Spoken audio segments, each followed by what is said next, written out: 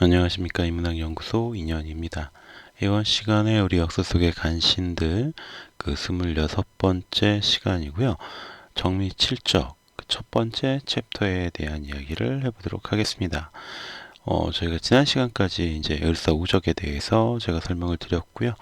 을사오적도 1, 2 이렇게 나눠서 했었는데 정미 7적은 7명이다 보니까 1, 2, 3으로 나누어서 챕터를 나눠서 설명을 해드리도록 하겠습니다.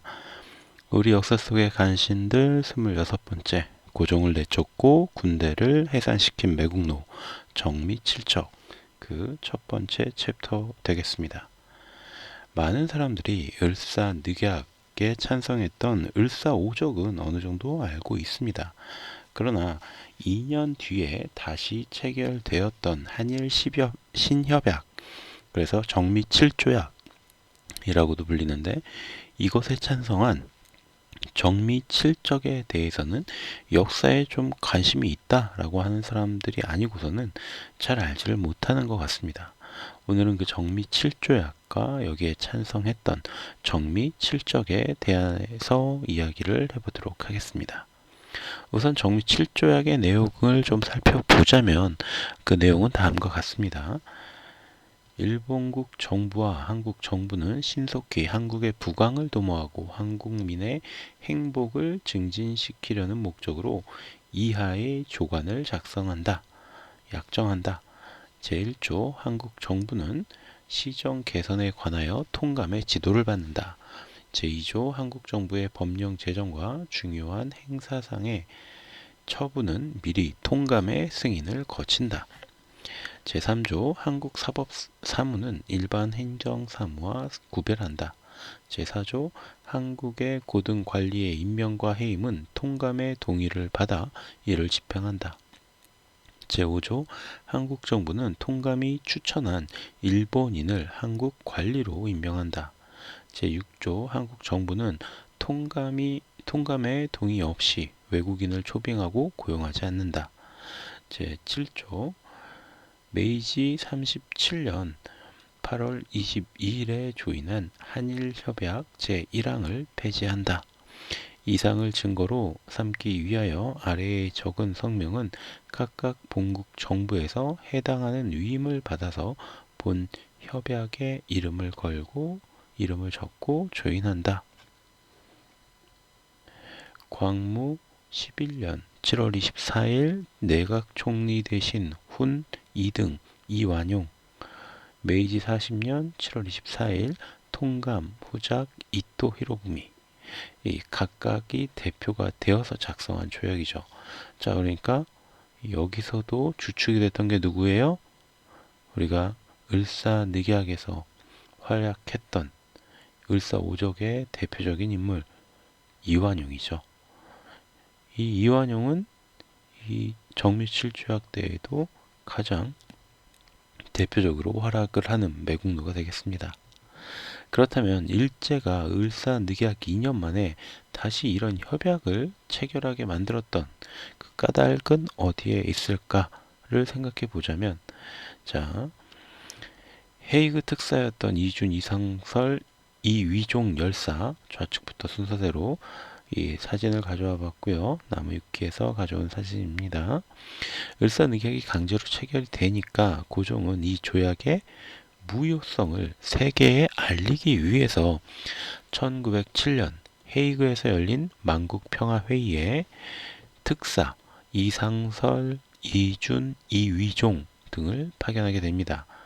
물론 일제의 방해로 인해서 이 특사들은 자신들이 가지고 갔던 임무, 그러니까 이 만국평화회의에 들어가서 자신들의 입장을 세계의 다른 나라 사람들에게 알리는 이 임무에는 실패를 하지만, 일제는 이 사건에 놀라서 이 일을 주도했었던 고종을 강제로 폐위시키기에 이릅니다.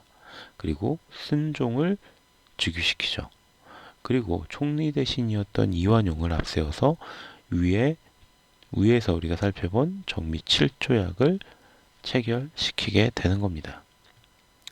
자, 총을 들고 고종을 협박하는 정미 7적의 모습, 미스터 선샤인 가져온 사진이고요.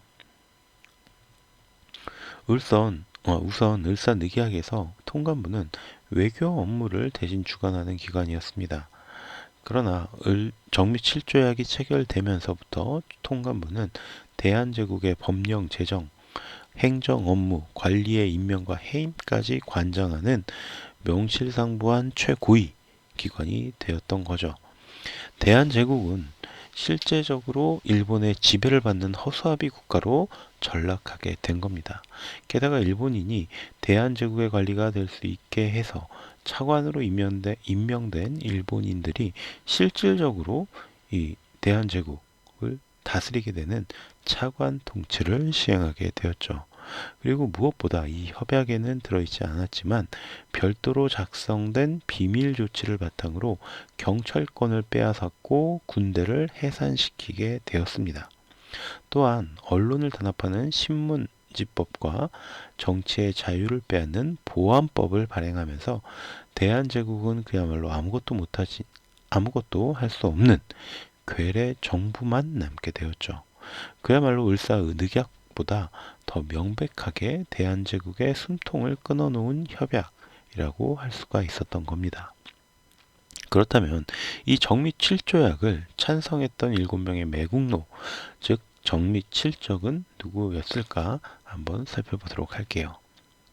자, 먼저 내각 총리 대신 이완용 첫 번째로 등장을 했습니다. 물론 가장 대표적인 인물은 을사오적에서도 다루었던 이완용입니다. 이완용의 사진 나무위키에서 가져왔고요. 내각 총리 대신으로 이 대한제국에서 당시에 가장 높은 자리에 있으면서도 일제를 위해서 가장 많은 노력을 기울였던 인물. 이미 을사오적에서 상세하게 이완용의 어떤 삶과 매국행위에 대해서 다루어 보았기 때문에 정리칠적에서는 굳이 추가적인 설명을 하지는 않겠습니다. 이완용 말고도 살펴보아야 될 매국노들이 많으니까요. 자, 그 다음에 두 번째가 농상공부 대신 송병준이 되겠습니다. 자, 우리가 을사오적 때 이완용과 쌍벽을 이뤘던 인물이 이지용이 있었죠. 이지용이 있었고 이 정미칠조약 때는 이완용과 쌍벽을 이뤘던 인물이 바로 송병준이 되겠습니다. 이완용만큼이나 대표적인 친일파로 분류되는 송병준은 놀랍게도 을사오적에서는 이름을 올리지 못했고 정미칠적에만 이름을 올리게 되는 인물입니다. 그러나 그렇다고 해서 그 찬란한 매국 행적을 과소평가할 수는 없는데요. 자, 송병준의 모습 나무위키에서 가져왔고요. 1857년 함경남도 장전이라는 곳에서 태어난 송병준은 조선 후기를 대표하던 송시열의 후예다라는 설도 있지만 족보를 조작했다라는 이야기도 있습니다. 그래서 정확하진 않아요. 송병준 또한 온진 송씨에 붙어서 송시열의 후예 행세를 했는데 여러 송씨들이 도리어 따라붙었다. 황원이 썼던 매천야록에 등장하는 내용이죠. 그래서 송병준이 은진송이라는 송시열의 후예 행세를 했는데 여러 송씨들이 이 밑으로 또 따라붙었다라는 거죠. 게다가 일설에는 유라쿤도 법을 가르치는 관리 송문수와 기생 홍씨 사이에 낳은 자식이다 라는 소문도 있었지만 이것도 확인된 내용은 아니고요. 아무튼 송병준은 운 좋게 당시 세도가였던 민경모의 아들 집에 식객으로 들어가게 되었고 1871년에 무가에 급제하면서 수문장부터 시작해서 사헌부의 감찰까지 여러 직위를 거치게 됩니다. 그의 친일 행각은 이미 이때부터 시작이 되었는데 1876년에는 강화도 조약 체결을 위해 조선에 왔던 정권대사 구로다 키요타카의 수행원을 맡았고요. 이후에도 일본의 기업가 오쿠라 가하치로와 함께 부산에서 큰 상점을 열기도 했다고 합니다. 1882년 이모군란이 일어났을 때는 당연히 친일파로 분류되어서 집에 불이 났기도 했지만 1884년 갑신정병 때에도 재산을 몰수당하는 불이 났었고 1884년에 갑신정변이 일어났을 때에도 재산을 몰수당하는 피해를 입기도 했습니다. 그러니까 이때부터 이 송병주는 어떤 인물이다? 매국노다 라는 사람들의 인식이 이미 있었다는 거죠. 그래서 이모군란 때는 집이 불탔고 갑신정병 때에는 재산을 몰수당하기도 했다라는 거죠. 그러나 재미있는 것은 그 갑신정변의 주역인 김옥균을 암살하라는 명령을 1886년에 받고 일본에 갔는데 거기서 송병주는 오히려 김옥균에게 넘어가서 그의 동지를 자처하는 입장이 됩니다. 굉장히 좀 아이러니하죠. 자, 그러니까 당시 정부의 입장에서는 갑신정변을 일으켰던 김옥균이 일본에 도망가서 숨어 있으니까 이 김옥균을 좀 어떻게 쉽게 말해서 해치우고 싶은데 어떤 인물이 적절할까 생각을 하다가 이 갑신정변 때 집이 불탔던 송병준을 떠올리지 않았을까 싶어요. 그래서 이 송병준도 김옥균에게 원한이 있으니까 자, 이제 네가 가서 김옥균을 죽여라 라는 명령을 내린 거죠. 그런데 가더니 오히려 김옥균 편이 되었다라는 겁니다. 이로 인해서 투옥이 되었지만 민영원의 도움을 받아서 풀려났고요. 중추부도사, 양원 군수, 양지 현감, 친군 장위영 영관 등의 벼슬을 역임하게 됩니다. 그럼에도 그는 자발적으로 일본으로 건너가서 노다 헤이지로라는 이름으로 개명까지 했고요. 개성 인삼을 밀매하는 역할을 하기도 합니다. 그러니까 나라의 관료가 밀매업에 뛰어들어서 거기에 종사를 한 거예요. 자, 이쯤 되면 이제 송병준이 어떤 성격이다라는 걸 알 수가 있겠죠. 러일 전쟁이 벌어지자 일본 육군 소장의 통역관으로 다시 대한제국에 귀국을 했고요.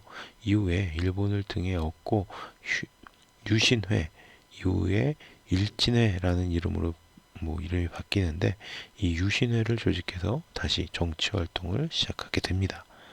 1905년 을사늑약이 체결되기 전부터 이용구 일진회장과 함께 일본으로 외교권을 이양하자라는 보호청원 선언서를 발표하기도 했고요.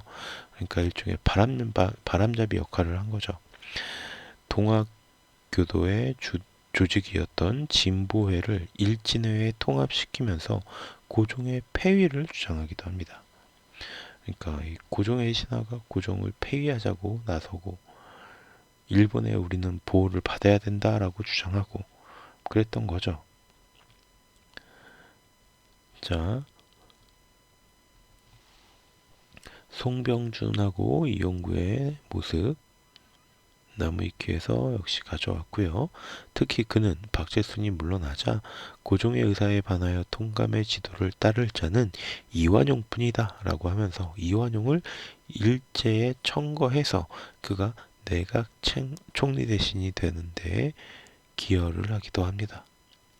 앞에서 이야기했던 헤이크 특사 사건으로 일제의 심기가 불편해지자 이용구와 함께 고종의 퇴진운동에 앞장서기도 했고요. 정미칠조약에 서명을 하면서 드디어 정미칠적에 이름을 올리게 되었습니다.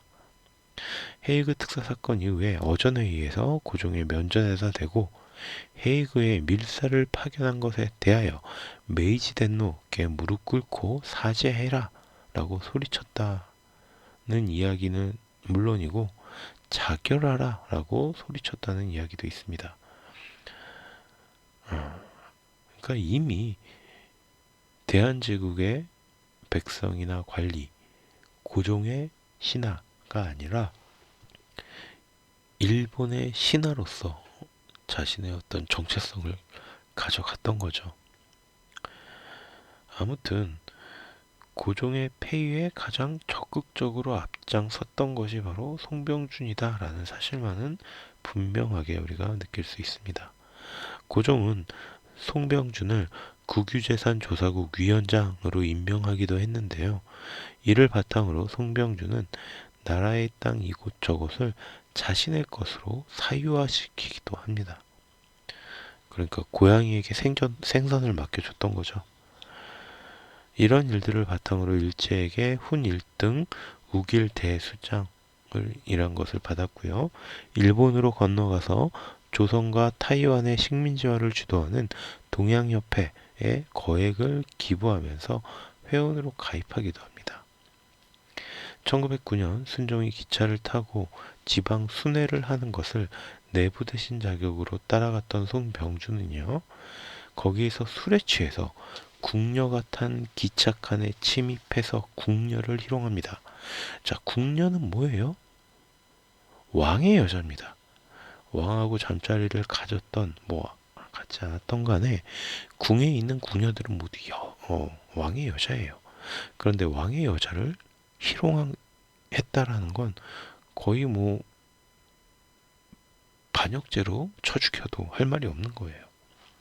다행히 시종무관이었던 어담이라는 인물이 이 송병준을 막아섰고, 송병준이 칼을 빼들자 이담도 칼을 들고 맞섰지만 주위 사람들의 만류 때문에 이게 혈투로 이어지지까지는 않았다고 합니다. 하지만 송병준이 이 순종을 얼마나 우습게 봤으면 황제가 타고 있는 기차에서 황제의 여인인 궁녀를 희롱하고 칼까지 빼들면서 난동을 벌였다. 자, 순종을 생각하는 송병준의 마음이 어떤 건지 우리가 짐작해 볼 수 있겠죠. 그리고 훗날 여담이긴 한데 이 어담이라는 시종무관도 친일파로 돌아섰다고 하니까 그때 진짜로 칼부림이라도 나서 둘이 서로 칼부림하다가 그냥 다 죽었으면 어땠을까라는 생각도 들기는 합니다. 아무튼 이 일로 인해서 내부 대신 자리에서 물러나게 되었고요. 일진의 총재 자리에 오르게 된 송병준은 일제로 넘어가서 당시 일본 수상인 가스라 타로에게 1억 5천만 엔을 주면 내가 조선을 팔아 넘기겠다. 그 돈으로 이렇게 넓은 조선 땅과 2천만 명이 넘는 조선인을 일본 손에 넣고 세금을 받을 수 있게 된다. 이건 절대로 비싼 게 아니다. 라는 헛소리를 짓거리기도 했다라고 합니다. 실제로 그는 일본 내각의 한일 합방의 선결 문제, 이란 합방이라고 했겠죠. 예, 이란 합방의 선결 문제, 이란 합방 후에 한국 제도 등의 문건을 제출하면서 한일 합방을 요구하기도 했고요. 국내에도 국민 2천만 동포에게 서고라는 성명서를 발표하면서 병합 여론을 조장하기도 했습니다. 결국 이런 공로를 인정받아서 병합 직후에는 일본에게 자작자기를 받기도 했고요. 중추원 고문의 자리에 앉기도 했고요. 1920년에는 백작의 자기까지 물려받습니다. 그리고 그 이후로도 그동안에도 꾸준히 매일신보에 조선 총독부 시정에 협조할 것을 촉구하는 조선 귀족의 책임, 다이소 천황 즉위 대례식에 참석한 소감문, 실로 2천만 민의 광영이라는 어떤 사설들을 연달아 기재하면서 친일 여론을 이끌었던 인물이 바로 송병준이었던 거죠. 자, 드라마 미스터 션샤인에서 송병준의 모습 TVN에서 가져와 봤습니다. 자, 1925년 뇌일열로 사망해서 그의 반민족적인 친일 행위는 그치게 됐지만 그의 자기와 재산은 고스란히 그의 아들이었던 송중헌에게 이어지게 됩니다. 그리고 송중헌 역시 중추원 참의로 일하면서 친일 행각을 벌이면서 전국 각지에 송병준이 가지고 있었던 땅을 관리했고요. 다시 송준헌의 아들 송제구가 역시 일본의 메이지 대학에서 유학을 한 뒤에 1930년대에 홋카이도에서 조선 목장을 경영하며 권세와 부를 누리게 되었습니다. 더 웃기는 것은 그의 후손, 즉 송제구의 아들 송도노입니다. 그는 1990년대부터 송병준의 땅을 자신이 되찾겠다라면서 소지탕속에 뛰어들게 되었죠. 하지만 실체는 송도노가 토지 사기단과 함께 벌인 사기극이었다고 밝혀집니다. 이들은 서울 상암동 일대의 60여만 평, 인천시 부평구 상곡동 일대의 30만 평, 강원도 금화군 금남면 가련리 일대의 임야 200여만 평, 경남 밀양군 초동면의 임야 79만여 평 등, 자, 이 모든 것들이 송병준의 것이다 라고 이야기하면서 후손과 위장기증 동의서를 써서 소송을 벌이게 됩니다. 토지 브로커에게 위임장을 써서 주고요. 그 대가로 건마다 수천만 원에서 수억 원대의 착수금을 받게 됐는데, 브로커들은 별도로 변호사를 선임하고 토지를 위장기증받을 단체로 하여금 송돈으로 하여금 위장소송을 벌이게 만들죠. 이 과정은 짜고 치는 고스톱이라 기증단체가 승소한 뒤에 국가를 상대로 소송을 내어서 찾아가는 수법을 썼던 겁니다. 후손과 땅을 반반 나누어 가지는 조건이었던 거죠. 자, 송병준 후손들의 어떤 그 땅 되찾기에 대한 내용을 다루었던 특집 기사 시사인에서 가져온 사진입니다. 그러다가 2007년에는 주안 미군기지 13만 평이 증조부 송병준의 땅인데, 미군 기지가 이전하면서 자신에게 상속권이 있다고 속여서 그 중에 약 5천 제곱미터에 대한 건설업자 2명과 아파트 부지로 매매 계약을 체결한 뒤에 2억 2천여만을 받아서 챙겼던 혐의로 구속이 되기도 합니다. 그러다가 이재훈 변호사의 도움으로 보석금을 내고 풀려났다고 합니다. 그리고 2008년에는 이재훈 변호사와 함께 친일 반민족 행위자 재산의 국가 귀속에 관한 특별법에 대한 위헌 신청을 제기하죠. 그는 특별법은 인간의 존엄과 가치, 행복 추구권, 재판받을 권리, 재산권을 침해한다라고 주장했습니다. 자, 그래서 이 특별법이 잘못됐다라고 주장을 했다는 거죠. 이와 같은 헌법소원을 내어서 다시 잘난 조상의 유산을 상속받으려 했던 겁니다. 물론 헌법재판소에서는 이 사람 갑자기 이름이 생각이 안 났는데, 예, 네, 송도노, 이 송도노의 어떤 주장을 헌법재판소에서 기각을 해버립니다. 피는 못 속인다 라는 말이 떠오르는 사건이었죠. 나라의 관료로서 앞장서서 고종을 몰아내고 일본의 나라를 팔고 나라 땅을 사유화했던 이 송병준의 뻔뻔함은 그 대를 이어서 그 증손자에게까지도 이어지고 있는 것이 아닌가라는 합리적 의심을 해보게 됩니다. 자, 오늘 이야기는 여기서 모두 마치도록 하고요. 저는 정리실적 두 번째 타임으로, 두 번째 챕터로 다시 돌아오도록 하겠습니다. 오늘 제가 여러분께 들려드린 이야기가 여러분의 흥미와 호기심을 조금이라도 만족시켜 드렸다면 구독과 좋아요도 부탁드리겠습니다. 감사합니다.